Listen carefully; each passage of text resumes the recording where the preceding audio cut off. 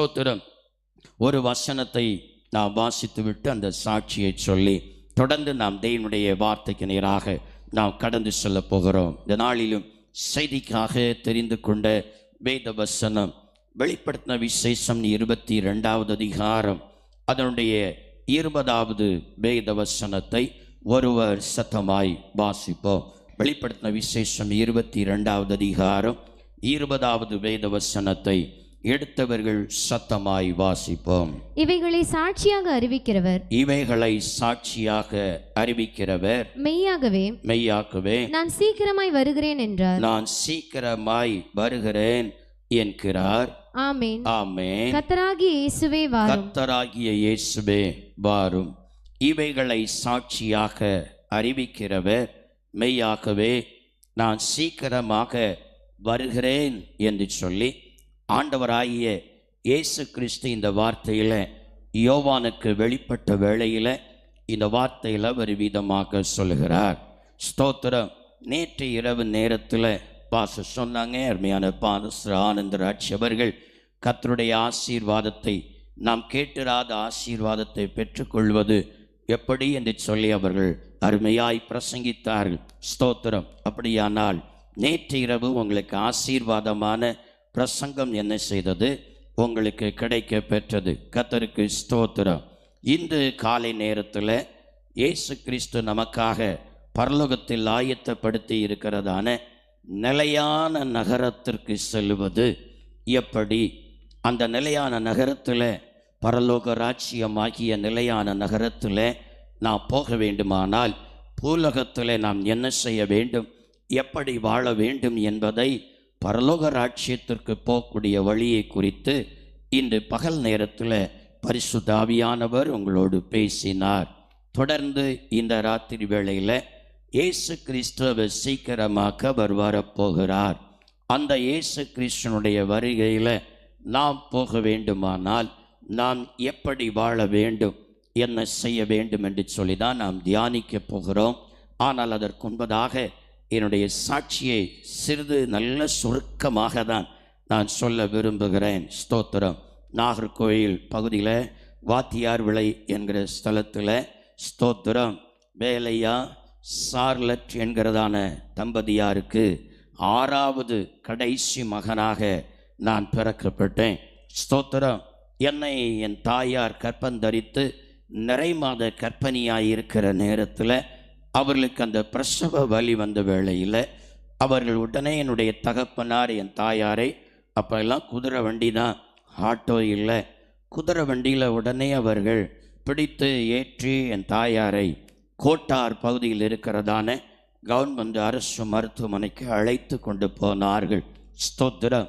அழைத்து கொண்டு போகிறதான அந்த ஹாஸ்பிட்டல் போகிற வழியிலே இப்பொழுது கவர்மெண்ட் இருக்கிறதான அதற்கு முன்னாலாம் பெரிய சாக்கடையாக இருக்கும், ரோடு சின்னதாக இருக்கும், சாக்கடை அதில் பெரிதாக இருக்கும்.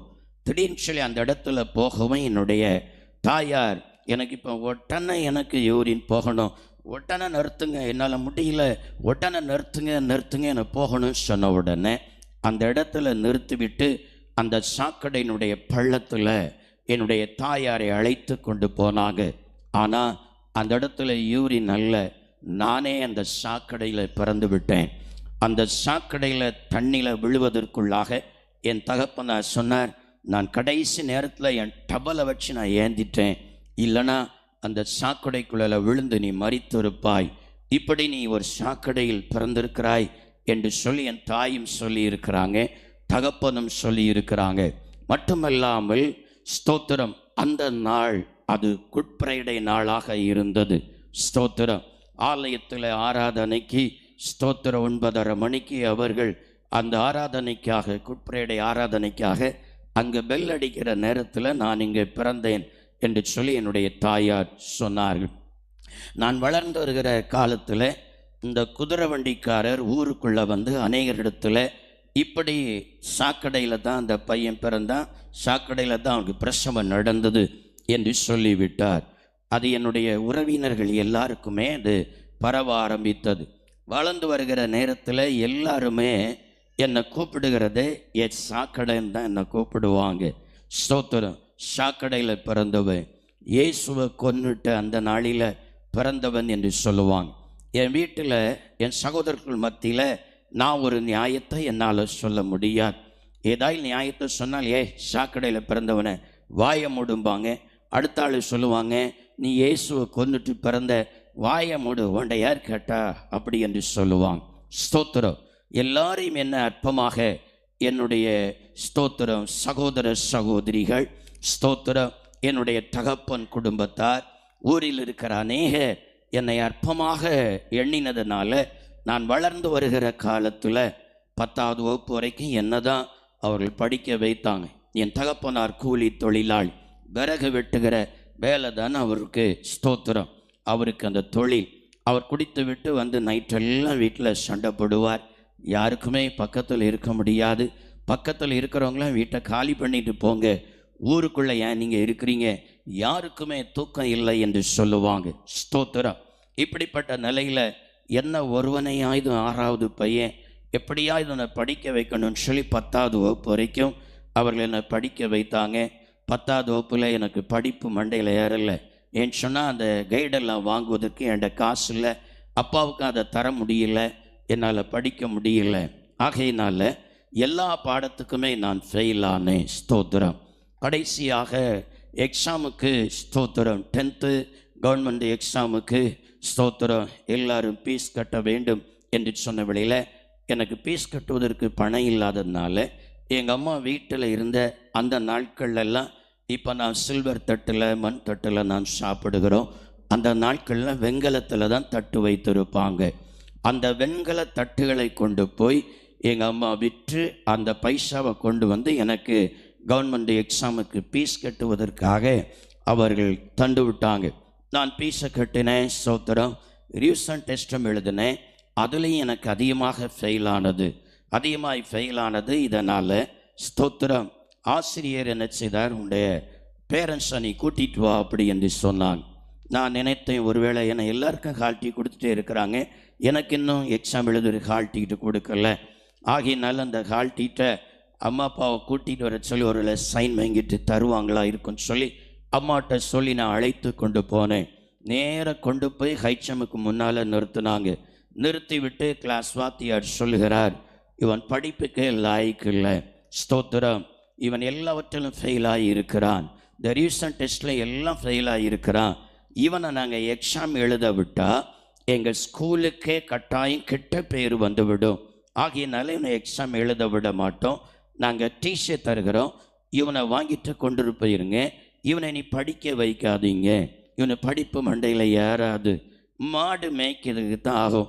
ஒரு 2 மாடை வாங்கி கொடுத்து இவனை மாடு மேய்க்க அனுப்பிடுங்க என்று சொல்லி டிசியை தான் எனக்கு அவர்கள் கொடுத்தார்கள். ஸ்தோத்திரம். வீட்டில் வந்த வேளையில் என்னுடைய தாயார் என்னுடைய முதுகில் அடின்னு அடித்து அவங்க சத்தம் போட்டு அழுதாங்க. உன்னை ஒருவனையாவது நான் படிக்க வைக்கணும்னு சொல்லி நான் இப்படி வீட்டில் இந்த வெண்கல பாத்திரத்தை விற்று ஃபீஸ் கட்டினனே, நீ இப்படியெல்லாம் ஃபெயிலாகி இப்படி வந்து டிசியை வாங்கிட்டு நிற்கிறாயின்னு சொல்லி அவர்கள் அழுகிறாங்க. நானும் அதோட என் வாழ்க்கை முடிந்தது. ஸ்தோத்திரம். இனி எனக்கு படிக்க முடியாது, நான் என்ன செய்ய முடியும், எதிர்காலமே முடிந்து விட்டது என்று சொல்லி தான் நான் அழுது கொண்டு இருந்தேன். ஆகையினால இந்த நாட்களில் ஸ்தோத்திரம் இந்த கட்டட வேலைகளுக்குத்தான் நான் ஆரம்ப நாட்களில் நான் போக ஆரம்பித்தேன். எல்லாரும் என்னை அற்பமாக எண்ணுகிறதுனால ஸ்தோத்திரம் இந்த சாக்கடையில் பிறந்தவன் இயேசுவை கொன்றுவிட்டு பிறந்தவன் என்று சொல்லி எல்லாரும் என்னை அற்பமாக பேசுகிறதுனால என் உள்ளத்தில் ஒரு எண்ணம் வந்தது, இவர்கள் எல்லாரும் என்னை அற்பமாக பேசுகிறதுனால இவங்க மத்தியில் நான் ஒரு மாணவனாக மாறணும் அப்படிங்கிற எண்ணம் வந்தது. இவங்களுக்கு யாருக்கு நான் அடிபணியக்கூடாது. அப்போ நான் என்ன செய்யலாம் என்று சொல்லி நான் அப்பொழுது 2 ஆசாமாரிடத்தில் போய் நான் என்ன செய்தேன், சிலம்பாட்டங்கள் அடிமுறைகளை நான் கற்றுக்கொண்டேன். 6 வருடங்கள் நான் சிலம்பாட்டம் அடிமுறைகளை நான் கற்றுக்கொண்டு அநேக கிரவுண்டுகளில் ஸ்தோத்திரம் நான் விளையாடி என்னுடைய குருவுக்கு நான் பெருமையை நான் தேடி கொடுத்தேன். ஸ்தோத்திரம். நான் அந்த குரூப்பில் நன்றாக விளையாடுகிறதுனால எனக்கும் என்னுடைய நண்பர்களுக்குமாக அதிக பணத்தை அதற்காக நான் செலவழித்த பொழுது எனக்கு வருமம் தட்டி போடவும் வர்மம் தட்டி எழுப்புவதற்கு வரைக்கும் அவர் சொல்லி தந்திருந்தார். நான் அதே போல் சில நேரங்களில் சிலரை வர்மம் தட்டி போட்டிருக்கிறேன். வர்மம் தட்டி போட்டுவிட்டு அவர்கள் மயங்கி விழுந்த வேளையில் தண்ணி எடுத்துருவாங்கன்னு சொல்லி மற்றோட சொல்லி அனுப்பிட்டு கொண்டு வரதுக்குள்ளாக தட்டி நான் எழுப்பி இருக்கிறேன். ஸ்தோத்திரம். இவ்விதமாக இந்த சிலம்பாட்டம், அடிமுறை, வர்ம சாஸ்திரம் வரைக்கும் அதிகமாக படித்ததினால என் உள்ளத்தில் ஒரு அகங்காரம் இருந்தது. யாருக்கும் பயப்பட மாட்டேன். யார் என்ன சொன்னாலும் எதிர்த்து நிற்பேன். யாருக்குமே பயப்பட மாட்டேன். இதனால் ஸ்தோத்திரம், யாருக்கும் பயப்படாதான் என்ன வரும்? அடிதான் வரும். இப்படி ஊருக்குள்ளால பலமுறை நான் அடி வைத்து பலமுறை போலீஸ் ஸ்டேஷன் போயிருக்கிறேன். பலமுறை போலீஸ் ஸ்டேஷனை விரட்டி வருகிற நேரத்தில் அவருடைய கரத்தில் பிடி கொடுக்காம நான் ஓடி இருக்கிறேன். பலமுறை அவர்கள் என்னை தேடி இருக்கிறார். ஸ்தோத்திரம். அநேக கேஸ்கள் என் பேரில் போலீஸ் ஸ்டேஷனில் இருந்தது. நான் இப்படி அடி வைத்ததுனால என்னுடைய இந்த ஒரு விரலில் மட்டுமே ஸ்தோத்திரம் அருவாளை செரித்த வேளையில் இன்னொருவர் அருவாளை கொண்டு வெட்டும்போது அருவாளை சேர்த்த பொழுது இதில் ஒன்று விரலில் மட்டுமே 7 தையல் இருக்கிறது. இந்த இடத்துல ஸ்தோத்திரம் 2 தையல், அருவாள் வெட்டுப்பட்ட தையல் இருக்கிறது. என்னுடைய தலையில் 5 தையல் இருக்கிறது. ஸ்தோத்திரம். என் பல் ஒன்று உடைந்து நான் 2வது தான் அந்த பல்லை நான் திரும்ப வைத்திருக்கிறேன். இப்படி எப்பொழுதும் அடி வைக்கிறது தான் என்னுடைய வேலை. என்னோடு கூட நண்பர்கள் இருந்தாங்க. அந்த விளையாட்டில் இணைந்து கூட விளையாடுகிற நண்பர்கள்லாம் இருந்தாங்க. அவர்கள் எல்லாரை விட நான் தான் கொடியவனாக, யாருக்கும் அடங்காதவனாக, அன்பே இல்லாதவனாக, யாரையும் திடீர்னு சொல்லி உடனே கை நீட்டி அடிக்கிறவனாக நான் காணப்பட்டேன். எப்போ பார்த்தாலும் என்னுடைய பாக்கெட்டில் கத்தியை நான் வைத்திருப்பேன். பாக்கெட்டில் எப்பவும் கத்தி இருக்கும். பல நேரங்களில் கோஷ்டி சண்டை வருகிறது, கோஷ்டியாய் வருகிறான்னு சொன்னால் பல நேரங்களில் இடுப்பில் சுருட்டு வாளை நான் கட்டியிருப்பேன். சுருட்டு வாள் என்னுடைய குரூப்பில் நான் நன்றாக வீச நான் பழக்கப்பட்டிருந்தேன். ஆகையினால அந்த சுருட்டு வாளை எடுத்து வீசினா யாருக்கிட்டேயே நெருங்க முடியாது. சுற்றி தரையில் எல்லாம் தீ மின்னும், யாரும் நெருங்க முடியாது. ஆகையினால சுருட்டு வாளை இடுப்பில் கட்டி இருப்பேன். அப்பொழுதெல்லாம் சைக்கிளில் தான் பிரயாணம் பண்ணுகிறது. சரி, ஒரு கத்தி தவறிவிட்டாலும் அடுத்த கத்தி எடுக்க வேண்டும் சொல்லி என் சைக்கிளில் சீட்டுக்கு அடியில் கத்தியை நிமித்து அதையும் உள்ள நான் சொருவி யாருக்கும் தெரியாமல் நான் வைத்திருப்பேன். பல ஆண்டுகள் இப்படி தான் என்னுடைய வாழ்க்கையில் நான் நடந்து கொண்டு இருந்தேன். ஸ்தோத்திரம். ஆனால் என்னுடைய 25வது வயது வருகிற நேரத்தில் என் உள்ளத்தில் சமாதானம் இல்லை, நிம்மதி இல்லை. நண்பர்களோடு கூட சேர்ந்து அடி வைக்கிறது, பல துன்மார்க்கமான பாவங்களில் ஈடுபடுகிறது, குடிக்கிறது, சிகரெட் அடிக்கிறது, சினிமா பார்த்து விட்டு நைட்டு செகண்ட் ஷோ பார்த்து விட்டு தான் நான் வீட்டுக்கு வருவேன். நான் வீட்டுக்கு வந்து கதவை தட்டுகிற நேரத்தில் ஸ்தோத்திரம், அந்த கிரில் வழியாக நானே கதவை என்ன செய்வேன், திறந்துடுவேன். திறந்து வராந்தால படுப்பேன். உள்ள எங்கள் அம்மா கிடந்து சத்தம் போட்டு அழுவாங்க. இயேசுவே பைசோன ரட்சியும், இயேசுவே பைசோன ரட்சின்னு அழுவாங்க. அவங்க அழுகிற சத்தம் கேட்டு நான் பெரிய மானஸ்தம் போல், நீ அழாத, சத்தம் போடாத, நான் இப்போ என்ன செய்யிட்டேன், ஒரு படம் பார்த்துட்டு வந்ததுக்காக நீ இப்படி அழுதியா, நிறுத்துன்னு சொல்லி அவங்க கேட்காமல் இயேசுவே ரட்சியம் என்று சொன்ன வேளையில் அவர்கள் படுத்திருக்கிற அந்த கதவை, அப்படியே பூட்டப்பட்டிருக்கிற கதவை ஓங்கி சமட்டி 2ஆக பிளந்து விட்டு உள்ள போய் என் தாயாரை நான் அடித்திருக்கிறேன். பறையில் கிடந்த என்னுடைய தகப்பனார், அட பாய்ப்பையில் அம்மாவை இப்படி அடிக்கிறிய என்று சொல்லி கேட்டு எழுமின வேளையில் எங்கள் அப்பாவை ஒரே குத்தாக குத்தி அந்த கட்டில் அப்படி அவர் மலர்ந்து விழுந்தார். என் தகப்பனார் சொன்ன வார்த்தை, வளர்த்த கடா மார்பிலே பாய்கிறது போல நீ பாய்ந்து விட்டியே பாவி என்று சொல்லி அவர் கதறி இருக்கிறார். அந்த அளவுக்கு ஈன இரக்கம் என்பதே என் வாழ்க்கையில் கடுகளவும் இல்லை. என்னுடைய சகோதரனை நான் ஸ்தோத்திரம் கையெடுத்து நெஞ்சில் குத்துன்னு குத்தி கால் எடுத்து சமட்டினதில் இரத்தமாக என்னுடைய மூத்த சகோதரன் அவன் கக்கினான்.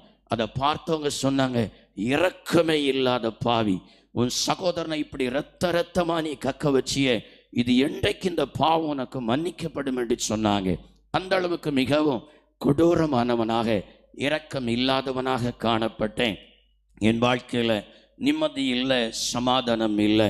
ஆகையினால நல்லா குடிக்க ஆரம்பித்தேன், நிம்மதி வரலை. இன்னும் நல்லா சினிமா பார்க்க ஆரம்பித்தேன், எனக்கு நிம்மதி வரலை.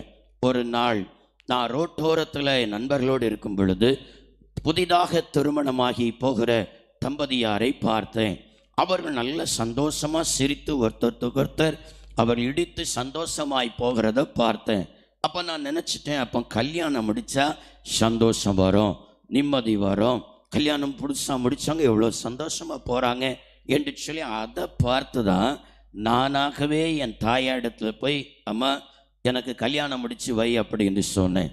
அம்மா சொன்னாங்க, டேய் இப்போ தான் உனக்கு 25 வயசு பிறந்திருக்கு, கொஞ்சம் பொறு, ஒரு 2 வருஷமாவது பொறுக்கட்டும் என்று சொன்னாங்க. இல்லை, எனக்கு கல்யாணம் பார்த்து முடித்து வைப்பியா வைக்க மாட்டியான்னு சொன்னேன். ஸ்தோத்திரம், இல்லைன்னா அடிச்சிருவேன், பிரச்சனை வரும், ஆகையினால சரிப்பா பார்க்கலாம், நீ பொறுமையாயிரு, நான் பார்க்குறேன் அப்படி என்று சொல்லி அவர்கள் திருமணத்திற்கு அவர்கள் அலைன்ஸு பார்த்தாங்க. ஸ்தோத்திரம், என்னுடைய நிச்சயதார்த்தத்துக்கு அன்னை தான் என் மனைவியை நான் பார்த்துருக்கிறேன். ஸ்தோத்திரம், அவர்கள் தான் பார்த்து விட்டு வந்து பெண் இப்படி இருக்குன்னு சொன்னாங்க. ஆனாலும் எனக்கு வரக்கூடிய பெண் எப்படி இருக்க வேண்டும் என்று சொல்லி என் மனைவியிடத்திலும் சகோதரியிடத்திலும் சொல்லிவிட்டேன். இப்படி இருந்தால் மட்டும் நான் ஓகே சொல்லுவேன் என்று சொல்லி. அதே போல் அவர்கள் பார்த்து விட்டு வந்து நான் என்ன காரியங்கள் சொல்லிவிட்டனோ அதே போல் இருக்கிறதுன்னு சொன்ன வேளையில், சரி போதும் அந்த பெண்ணையை முடிச்சிருங்க என்று சொல்லி எனக்கு திருமணமும் அந்த நாட்களில் நடந்தது. ஸ்தோத்திரம், நான் பார்க்காமலே நிச்சயத்த அன்னை தான் என் மனைவியை நான் பார்த்து, இன்னைக்கெல்லாம் முன்னாலேயே பார்த்து எடுத்து பேசி எல்லாம் பழகி முடித்த பிற்பாடு தான் கல்யாணமே நடக்கிறது. கர்த்தருக்கு ஸ்தோத்திரம். அதை நினைக்கும் போது எனக்கு வேதனையாகவும் இருக்கிறது. கர்த்தருக்கு ஸ்தோத்திரம். பாருங்க, ஸ்தோத்திரம், நான் நினைத்தேன் இனி எனக்கு நிம்மதி வந்தாச்சு. என் நண்பர்களை பார்த்து சொன்னேன் திருமணம் ஆன உடனே, டேய் இனி வாயாமல் வந்து என்னை வீட்டில் கூப்பிடக்கூடாது. ஆமாம் ஸ்தோத்திரம், சண்டை போகிறதுக்கு, அடி வைக்கிறதுக்கு, ட்ரிங்க்ஸ் அடிக்கிறதுக்கு, சின்னப்பாக்கு வர கூப்பிடாத. நான் இனி என் மனைவி கூடால சந்தோஷமாக நான் வாழ போகிறேன், நிம்மதியாக வாழப்போகிறேன் என்று சொல்லி இருந்தேன். நான் நினைத்தேன் அதில் நிம்மதி கிடச்சி நினச்சா, ஸ்தோத்திரம், 2 வாரம் தாண்டுகிற நேரத்திலேயே உள்ள நிம்மதியும் போய்விட்டது. அல்லேலூயா, ஸ்தோத்திரம். நான் எப்படியோ அதற்கு நேர் ஆப்போசிட்டாக என் மனைவி துணிந்து நிற்பா. ஸ்தோத்திரம், நிம்மதி இல்லை, சமாதானம் இல்லை. அப்போ என்னுடைய வாழ்க்கையில் ஒரு ஏமாற்றமாக இருந்தது. நான் நினைத்தேன் கல்யாணம் முடிஞ்சால் நிம்மதி வந்துடும் சொல்லி பார்த்தா நிம்மதி வரலையே, சமாதானம் வரலையே. அப்போ ஏன் இனி இந்த உலகத்தில் நான் யாருக்காக வாழணும், எதற்காக வாழ வேண்டும் என்று சொல்லி கடைசியாக நான் தற்கொலை பண்ணி சாக வேண்டும் என்று சொல்லி நான் தீர்மானம் பண்ணினேன். ஸ்தோத்திரம், நான் தூக்க மாத்திரை வாங்கி சாப்பிட்டுலான்னு கடையில் போன வேளையில் என் நண்பர்கள் பின்னால் வந்து கொடுக்காதீங்க, அவன் சாகிறதுக்காக கேட்குறான்னு சொல்லி தடுத்து விட்டாங்க. ஆகையினால இனி எப்படியாவது சாகணும், என்ன செய்கிறேன்னு சொல்லி ஒரு ஓய்வு நாள், ஸ்தோத்திரம், ஓய்வு நாள் பகல் சரியாக 1 மணி அளவில், ஸ்தோத்திரம், எங்கள் வீட்டின் அருகாமையில் இந்த கிருஷ்ண கோயில் என்கிற பஸ் ஸ்டாப் இருக்கிற இடத்துல தான் ஒரு மதுபான கடை இருந்தது. அங்கே போய் நான் மதுபானத்தை வாங்கிட்டு வந்து என் வீட்டில் இருந்து நான் என்ன செய்தேன்னா அந்த மதுபானத்தை குடித்தேன். எதற்காக?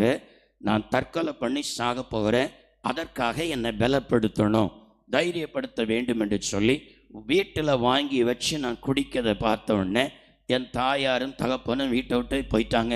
இந்த படுபாவி வீட்டில் வாங்கி வச்சு இப்படி குடிக்கிறான்னு சொல்லி அவங்க போயிட்டாங்க. என் மனைவி, ஸ்தோத்திரம், ஐயோ நான் குடிக்காத புருஷன்னு சொல்லி நினச்சேன். அது வரைக்கும் என்னுடைய வாழ்க்கையில் அந்தரங்க குடிகாரனாக இருந்தேன், இப்போ வெளியரங்க குடிகாரனாக மாறிட்டேன். ஐயோ நான் வாழ்க்கையே போச்சுதுன்னு சொல்லி வாசலில் போய் உட்காந்து அவளை அழுது கொண்டே இருக்கிறா. நான் படுத்திருக்கிற பெட்ரூமில் அப்படியே முன்னால் இருக்கிற டீப்பாவில் அந்த மதுபானத்தை வைத்து நான் அறிந்து கொண்டே இருக்கிறேன். அந்த மதுபானத்தை அறிந்து விட்டு நான் மேலே பார்க்கும் பொழுது நேர முன்னால், ஸ்தோத்திரம், குழந்தைக்கு கட்டி இருக்கிறதான அந்த தொட்டில் அப்படியே தொங்கிக் கொண்டே இருந்தது. சரி, இதுதான் நல்ல வாய்ப்பு, இந்த தொட்டில் கயிறிலேயே நாம் தூக்கிலே நாம் தொங்கிவிட வேண்டியதுதான் என்று சொல்லி என்னை ஆயத்தப்படுத்தினேன். அப்பொழுது என்னை அறியாமல் என் உள்ளம் உடைய ஆரம்பித்தது. அப்படியே என் கண்களில் கண்ணீர் வர ஆரம்பித்தது. ஆண்டவரே, இந்த 26வது வயசில் இந்த நான் தூக்கில் தொங்கி நான் சாக போகிறேனே, என்னை காப்பாற்றுவதற்கு யாருமே இல்லையா, நான் சாக போகிறேன் என்று சொல்லி நான் ஆயத்தப்படுகிறதான அந்த நேரத்தில் தான் வானத்திலிருந்து ஒரு அசரிய குரல் என்னோடு கூட பேசினது. பைசோன், உனக்காக, உன் பாவங்களுக்காக நான் மரித்தேன். பைசோன், உனக்காக, உன் பாவங்களுக்காக நான் மரித்தேன் என்கிற அந்த அசரிய சத்தம் 3 விசை திரும்ப திரும்ப என்னோடு கூட சத்தமாய் பேசினது. பேசினவுடன் தானே என் சரீரம் எல்லாம் நடுங்க ஆரம்பித்தது, புல்லரிக்க ஆரம்பித்தது. இன்னும் எனக்கு போத கூட வரல, ஆனால் சரீரம் நடுங்க ஆரம்பிக்கிறது, புல்லரிக்க ஆரம்பித்தது. சரீரத்திலிருந்து வியர்வை அப்படியே கொட்டுகிறது. ஒரு விதமான பயம், நடுக்கம் என் சரீரத்தில் வந்தது. ஆனாலும் அது இயேசுதான் பேசினார் என்பதை நான் அறியாமல், யாரோ நான் சாக போகிறத நினச்சி சத்தம் போட்டு கூப்பிட்டு பேசியிருக்காங்கன்னு சொல்லி ஒவ்வொரு அறையாய் நான் தேடி பார்த்தேன். வெளியில் போய் நின்று மேலே மோட்டிலிருந்து யாராவது பேசுனாங்களா அப்படின்னு சொல்லி மேலே மோட்டை பார்த்தேன். ஒருவரும் இல்லை. ஸ்தோத்திரம். அந்த நேரத்தில் தான் எனக்கு ஞாபகத்தில் கொண்டு வந்தார். நான் சின்ன வயசில் சண்டே ஸ்கூலில் போய் கற்றுக்கொண்ட வேத வசனம் ஞாபகத்துக்குள் வந்தது. மனுஷனுடைய பாவங்களுக்காக இயேசு சிலுவையில் மரித்தார். உனக்காக எனக்காக இயேசு சிலுவையில் மரித்தார் என்கிற அந்த வார்த்தை ஞாபகம் வந்தவுடனே உடனே ஓ என்று சொல்லி சத்தம் போட்டு அந்த இடத்துல வந்து நான் அப்படியே விழுந்து கதற ஆரம்பித்தேன். முழங்கால் படியிட்டு கதறி கதறி கதறி, இயேசுவே நான் ஒரு பாவி, இயேசுவே நான் ஒரு பாவி, இயேசுவே நான் ஒரு பாவி பாவி என்று சொல்லி கதற ஆரம்பித்தேன். கதற ஆரம்பித்து என் பாவங்களை மன்னியும் என்று சொல்லி கதற ஆரம்பித்தேன். அந்த நேரத்தில் என்னுடைய 16வது வயதிலிருந்து அந்த 16வது வயசு வரைக்கும் தான் நான் சர்ச்சை போனேன். அது பிற்பாடு கல்யாணத்துக்கு நான் போனது தான். ஸ்தோத்திரம். அந்த 25, 26வது வயது வரைக்கும் நான் செய்த ஒவ்வொரு பாவங்களையும் கர்த்தர் எனக்கு முன்பதாக ஞாபகத்தில் அப்படி கொண்டு வந்து கொண்டே இருக்கிறார்.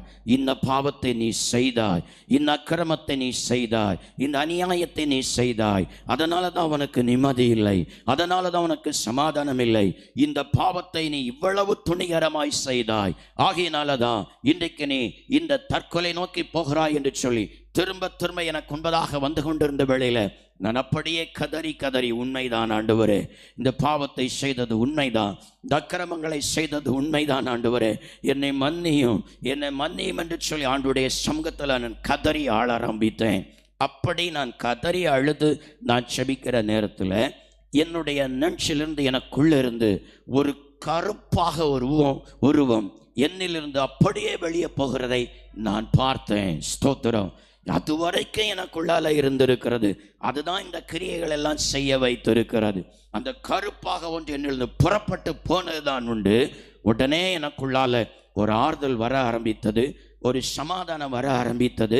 வேதத்தை கையில் எடுத்து வாசிக்க வேண்டும் என்கிற எண்ணம் வந்தது. உடனே முழங்காலிருந்து நான் எழும்பி வேத புஸ்தகத்தை தான் உடனே போய் நான் எடுத்தேன். வேதத்தை எங்கே வாசிக்கணும்னு தெரியல, நேர 2ஆக பிளந்தேன். சங்கீதம் 1 தான் எனக்கு 9ஆக வந்தது. அந்த சங்கீதம் 1 எழுதியிருக்கிறது, துன்மார்க்கருடைய ஆலோசனையில் நடவாமலும் பாவிகளுடைய வழியில் நில்லாமலும் பரியாசக்காரர் உட்காருகிற இடத்துல உட்காராமலும் கர்த்தருடைய வேதத்தில் பிரியமாயிருந்து இரவும் பகலுமுடைய வேதத்தில் தியானமாய் இருக்கிற மனுஷன் பாக்கியவான். அவன் நீர்க்கால்கள் ஓரமாய் நடப்பட்டு தன் காலத்தில் தன் கனியை தந்து இலை உதிராதிருக்கிற மரத்தை போல இருப்பான். அவன் செய்வதெல்லாம் வாய்க்கும் என்று சொல்லி அந்த வசனத்தை வாசித்த வேளையில இன்னும் நான் கதறி ஆள ஆரம்பித்தேன். அந்த சங்கீதம் 1 நான் கதறி அழுது என் கண்ணீரெல்லாம் அதில் விழுந்தது. அது அப்படியே என் மார்போடு அணைத்து கொண்டு, ஆண்டவரே, நான் இதுவரைக்கும் துன்மார்க்கருடைய ஆலோசனையில் நடந்து விட்டேன், பாவிகளுடைய வழியில் நின்று விட்டேன், பரியாசக்காரர் உட்கார்கிற அந்த ரோட்டோரத்தில் உட்கார்ந்து தான் போற வர அத்தனை பிரச்சனைகளையும் நான் பரியாசம் பண்ணி நான் வரவழைத்தேன். ஆண்டவரே, இந்த சங்கீதம் 1 சொல்லப்பட்டிருக்கிற வார்த்தையின்படி என் வாழ்க்கையை மாற்றும். இரவும் பகலும் கர்த்தருடைய வேதத்தில் தியானமாக இருக்கத்தக்கதாக என் வாழ்க்கை சங்கீதம் 1 போல நீர் மாற்றும் என்று சொல்லி கதறி ஆள ஆரம்பித்தேன். இயேசு என்னுடைய வாழ்க்கையில் உள்ளத்தில் வந்தார், சமாதானத்தை தந்தார். அன்றைக்கு முதல் முறையாய் வேதத்தை கரத்தெடுத்து முழங்காலில் நின்று வாசிக்க ஆரம்பித்தானாம். இன்றைக்கு ஸ்தோத்திரம், வியாதிப்பட்டிருந்த அந்த நாட்களை தவிர இந்த 30 ஆண்டு காலம் முழங்காலிலேயே இரவு நின்று அந்த கால் கடுக்கிறது வரைக்கும் முழங்காலிலேயே நின்று வேதத்தை வாசிக்க தேவன் எனக்கு கிருபை தந்தார். கர்த்தருக்கு ஸ்தோத்திரம். அப்பொழுது இனி எப்படியாய் வேதத்தை வாசிக்கும் பொழுது உந்தப்படுகிறேன். நான் மனம் திரும்பின பிற்பாடு ஞான ஸ்நானம் எடுக்க வேண்டும் என்று சொல்லி நான் உந்தப்பட்டேன். நான் அதுவரைக்கும் தென்னிந்திய திருச்சபையில் திருமணத்துக்கு பிற்பாடு நான் திரும்பவும் அங்கே நான் போய்கொண்டிருந்ததுனால ஞானஸ்தானம் எடுக்கணும் உந்தப்பட்ட வேளையில் அந்த தென்னிந்திய திருச்சபையில் போய் ஆராதனை முடிந்த வேளையில் பாஸ்டரை பார்த்து கேட்டேன். நேரம் முன்னால் வந்து, பாஸ்டர் எனக்கு ஞானஸ்தானம் வேணும்னு சொல்லி கேட்டேன். அவர் சொன்னார், ஞானஸ்தானமா? இத்தனை வயசு வரை நீ இன்னும் ஞானஸ்தானம் எடுக்காமல இருக்கிற? ஆமாம், நான் இது வரைக்கும் ஞானஸ்தானம் எடுக்கலை, எனக்கு ஞானஸ்தானம் வேணும்னு சொல்லி கேட்டேன். அங்கே முன்னால் செக்ரட்டரி இருக்கிறாரு, அவர்கிட்ட போய் சொல்லு அப்படின்னார். நேராக செக்ரட்டரியில் போய் சொன்னேன், எனக்கு ஞானஸ்தானம் வேணும். அவர் சொன்னார், ஐயோ பைசோன், இத்தனை வயசு வரைக்கும் நீ இன்னும் ஞானஸ்தானம் எடுக்காமல இருக்கிற? இப்போந்தான் நான் மனம் திரும்பி இருக்கேன், இப்போ தான் எனக்கு ஞானஸ்தானம் வேணும், இன்னும் நான் ஞானஸ்தானம் எடுத்ததில்ல, இந்த ஞானஸ்தானம் எனக்கு வேணும் அப்படின்னு சொல்லி கேட்டேன். அவர் சொன்னார், சரி கொஞ்சம் நில்லு, கமிட்டி கூட்டிட்டு உன்னை கூப்பிடுகிறோம் அப்படி சொன்னார். ஸ்தோத்திரம். மேலே கமிட்டி கூடனது கோயில் பிள்ளை வந்து என்னை கூப்பிட்டார், மேலே கூப்பிடுகிறாங்கன்னு சொல்லி. மேலே போன வேளையில் பாஸ்டர் சொல்கிறார், பைசோனுக்கு ஞானஸ்தானம் வேணுமா கேட்குறார் அப்படின்னு சொல்லி. ஸ்தோத்திரம். அந்த நேரத்தில் அவர் சொன்னார், அவன் ஞானஸ்தானம் எடுத்திருக்கிறானா பாருங்க, லிஸ்ட் எடுத்து பாருங்க, ரெஜிஸ்டர் எடுத்து பாருங்கன்னு சொன்னேன். எப்பா உனக்கு குழந்தைகளே ஞானஸ்தானம் தந்தாச்சுன்னு சொன்னான். நான் சொன்னேன், குழந்தைகளை எப்படி ஞானஸ்தானம் தருவாங்க? நான் இப்போ தான் பாவத்தை விட்டு மனம் திரும்பி இருக்கிறேன், மனம் திரும்பி ஞானஸ்தானம் எடுக்க வேண்டும் என்று சொல்லிலாம் வேதம் சொல்லுகிறது. எப்படி எனக்கு குழந்தைகளை தருவாங்க? நான் இப்போ பாவத்தை விட்டு மனம் திரும்பி இருக்கிறேன், என்னை தண்ணீர்னால மூழ்கி எனக்கு ஞானஸ்தானம் வேதத்தின்படி வேண்டும் என்று சொன்னேன். அப்போ அவர் சொன்னார், பைசோ இந்த ஞானஸ்தானம் இங்கே கிடையாதுப்பா, நாங்கள் இதை தர முடியாது, நீ வேற எங்கேயாயிரும் போயிருன்னு சொன்னார். அது பிற்பாடு தான் நான் திருப்பத்தூரில் போய் 3 நாள் அந்த முகாமில் அட்டன் பண்ணி நான் ஞானஸ்தானம் பெற்றேன். 3வது நாள் ஞானஸ்தானம் எடுத்த அன்றைக்கே தேவன் தம்முடைய பரிசுத்த ஆவியினால் என்னை அபிஷேகம் பண்ணினார். அல்லேலூயா. தேவன் தம்முடைய ஆவியினால் கர்த்தரனை அபிஷேகம் பண்ணி சந்தோஷமாக வீட்டுக்கு வந்தேன். ஒரு புதிய மனுஷனை போல நான் சந்தோஷமாய் நான் வீட்டுக்கு வந்து இனி நான் நல்ல ஒரு விசுவாசியாக இயேசுக்கு சாட்சியாக வாழ வேண்டும் என்று சொல்லி தான் நினைத்து அர்ப்பணித்து வந்தேன். ஆனால் வீட்டுக்கு வந்த வேளையில் ஸ்தோத்திரம், நான் ஜெபம் பண்ணி படுக்கவும் தேவனுடைய குரலை நான் மறுபடியும் கேட்கிறேன்.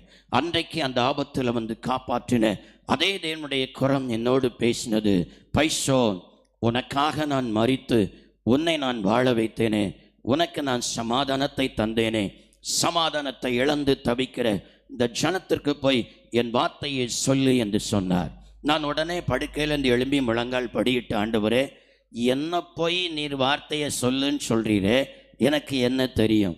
நான் 10வது வகுப்புலே என்னை வெளியில் தள்ளி விட்டுட்டாங்க, தமிழ் கூட எனக்கு சரியாக இப்போ படிக்க தெரியல, என்ன போய் நீ வார்த்தையை நீ சொல்லுன்னு சொல்கிறீரே, தயவுசெய்து என்னை விட்டுருன்னு சொல்லி அந்த ஊருக்குள்ளே ஏற்கனவே இருக்கிற பெந்தை கோசுக்காரர்களை நான் அவருக்கு திரும்ப ஆலோசனை சொல்லுகிறேன். இவங்கெல்லாம் எனக்கு முன்னே பெந்தை கோசுக்காரங்க, அவங்கள அழைங்கப்பா, அவங்கள போய் சொல்லுங்கள், எனக்கு தெரியாதுன்னு சொல்லி நான் படுத்து விட்டேன். மறுநாளும் அதே போல் நான் ஜெபம் பண்ணி நான் படுக்கிற நேரத்தில் மறுபடியும் ஆண்டவர் அழைத்தார், பைசோ உனக்காக நான் மரித்தேனே, நான் சீக்கிரமாக நான் வரப்போகிறேன், என் வருகை குறித்து இந்த ஜனங்களுக்கு போய் சொல்லு என்று சொன்னார். அப்பவும் எழும்பி, ஆண்டவரே வருகை குறித்து சொல்ல சொல்லிடுறேன், எனக்கு என்ன தெரியும்? பைபிளை எனக்கு ஒன்றும் தெரியாது, வாசிக்க கூட தெரியாது, என்ன போய் நீ சீக்கிரம் வரப்போகிறேன், நீ போய் இந்த ஜனங்களுக்கு நான் வரப்போகிறேன் சொல்லுன்னு சொல்லுகிறீரே, எனக்கு என்ன தெரியும் ஆண்டவரே, தயவுசெய்து என்னை விட்டுரும், எனக்கு பேச தெரியாது, மற்றவர்களை நீர் அழையும் என்று சொல்லி அப்பவும் அதே போல் அந்த பெந்தேகோஸ்காரர்களை சொல்லிவிட்டு நான் படுத்து விட்டேன். 3வது நாள் திரும்பவும் அதே போல் நான் ஜெபம் பண்ணி படுக்கிற நேரத்தில் முன்னே அழைத்தது போல் அந்த சத்தம் இல்லை. ஸ்தோத்திரம். ஆண்டவருடைய சத்தம் கோபத்தோடு என்னை அழைத்தது, பைசோ நீ போய் என்னுடைய வார்த்தையை அறிவிக்காவிட்டால் உன்னை விட அதிக பேதையை நான் கரத்தில் எடுத்து உன் கண்களுக்கு முன்பதாக நான் பயன்படுத்துவேன், அப்பொழுது நான் உனக்கு தந்திருக்கிற எல்லா கிருபையும் நீ இழந்து போவாய் என்று சொன்னார். ஸ்தோத்திரம். அந்த வார்த்தை கேட்டவுடன் எனக்கு பயம் உண்டானது. ஏன்னு சொன்னால், நான் பைபிளை ஆண்டவரனை சந்தித்த நாளிலிருந்தே நான் தொடர்ச்சியாக வாசிக்கிறதுனால அது எனக்கு தெரியும். நாம் ரட்சிக்கப்பட்டது கிருபையினால, நிலை நிற்கிறது கிருபையினால. அப்போ அந்த கிருபை நம்மளை விட்டு போச்சுன்னா ரட்சிப்பே இல்லையே, அப்போ பரலோகத்துக்கு போக முடியாதே என்று சொல்லி நான் முழங்கால் படியிட்டு நான் செபிக்க ஆரம்பித்தேன். ஆண்டவரே ஸ்தோத்திரம், என்ன செய்யணும், எங்கே போகணும், எங்கே பேசணும், ஒன்றுமே எனக்கு தெரியாது. என்ன போய் நீங்கள் அழைக்கிறீங்க, நீ போகலைன்னா, நீ போய் என் வார்த்தை பேசலைன்னா என் கிருபை எடுத்துக்கொள்ளுவேன். உன்னை விட பேதையை நான் கரத்தெடுத்து உன் கண்ணு முன்னால் பயன்படுத்துவேன்னு சொல்கிறீங்களே. ஸ்தோத்திரம் ஆண்டவரே, என்னை நான் அர்ப்பணிக்கிறேன். ஆனால் என்ன ஊழியம் செய்யணும், எங்கே போன ஒன்றுமே எனக்கு தெரியாது, பேசக்கூட தெரியாது. அழைக்கிறீங்க, என்னை நான் அர்ப்பணிக்கிறேன் ஆண்டவரே என்று சொல்லி முழங்கால் படியிட்டு நான் செபித்தேன். அன்றைக்கு அந்த நாள் கடந்து போனது. அடுத்து 2 நாட்கள் தாண்டினது. அதே போல் நான் செபம் பண்ணிவிட்டு நான் படுத்தேன். அப்போ தான் படுத்திருக்கேன், சரியாக தூக்கம் வரல. திடீரென்று சொல்லி என்னுடைய அறையில் ஒரு பயங்கரமான பிரகாசம் வந்து இறங்க ஆரம்பித்தால் பார்த்தால் கர்த்தருடைய தூதன் வானத்திலிருந்து ஸ்தோத்திரம் அந்த மோட்டை எல்லாம் தாண்டி கூரையெல்லாம் தாண்டி ஒரு தேவதூதன் அப்படியே முன்னால் வந்து இறங்கி நிற்கிறார். பிரகாசமாக இருக்கிறது. 2 சட்டைகளோடு வந்து தேவதூதன் நிற்கிறார்.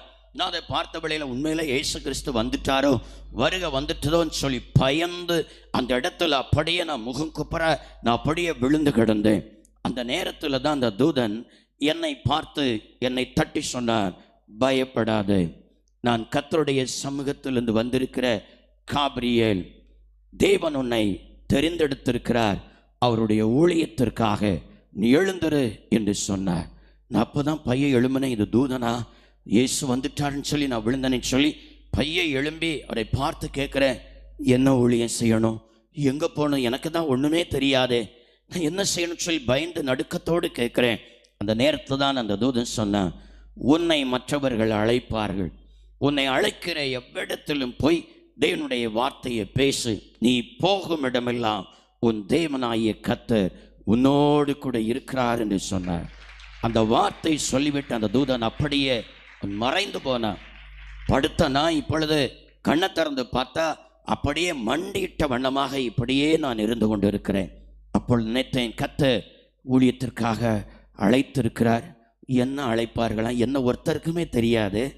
நான் ரட்சிக்கப்பட்டது ஊழியத்துக்கு இப்படி அர்ப்பணித்து யாருக்கு தெரியும் என்று சொல்லி சரி எப்படி வருதோ பார்ப்போம் என்று சொல்லியிருந்தேன்.